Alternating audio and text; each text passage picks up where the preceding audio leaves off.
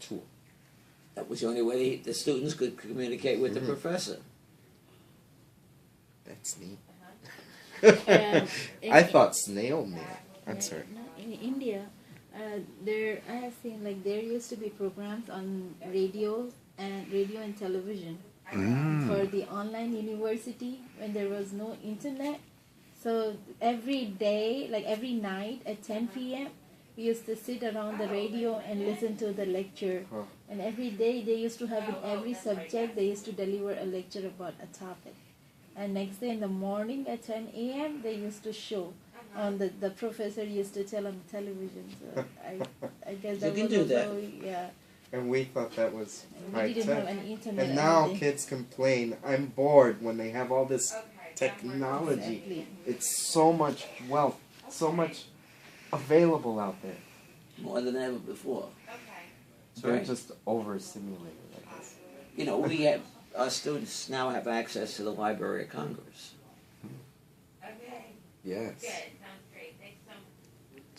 So Before they you had should- to travel Well, to DC, you know. there's a role for the professor, but not to lecture. You put that lecture either on the computer, or you give them send a disc, some way that instead of the class being the place where they come to listen, it's the place where they come to communicate with one another. And that's a different role. It's called tipping. And now what's happening is there's major tipping going on. You get it ahead of time, you listen to the professor, you come to class for the purpose of interacting and role-playing and doing all of that. So the class becomes the active learning environment. That's right. But you need a teacher. More time efficient. It's more time efficient, and the students learn better when they are role-playing and acting and interacting with their colleagues. And you have hypotheticals. What if she says this? Now what would you say? How would you respond? So Now, all how these about- games that they have a chance to play with one another. How about having a lab school? Would you consider something like that? For example, River Cities. It would be great for a university like yours to work directly with the school and have students interact with the students with the middle school. They have to be willing to, first of all, the teachers have to be willing to change from being the preacher to being the key communicator of the setting, but not necessarily the person that's all knowledgeable. If you're all knowledgeable, send it to me. I'll read it. That's what's going on with this.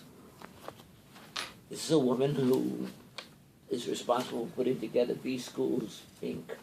It's a new program funded by Wayne Heisinger. And she wants me to write the forward to this. So I said, I can't write a forward unless I read it. So I'm halfway through this. It's heavier than it looks, but it's only, it's not. That's pretty heavy. Yeah, so last night I read it, and I'll read it today, and then I'll do the forward on tomorrow.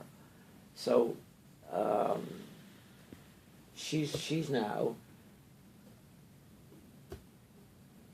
the most advanced material for the learner, independent of the teacher. And it fits into my philosophy, which says each student is the class.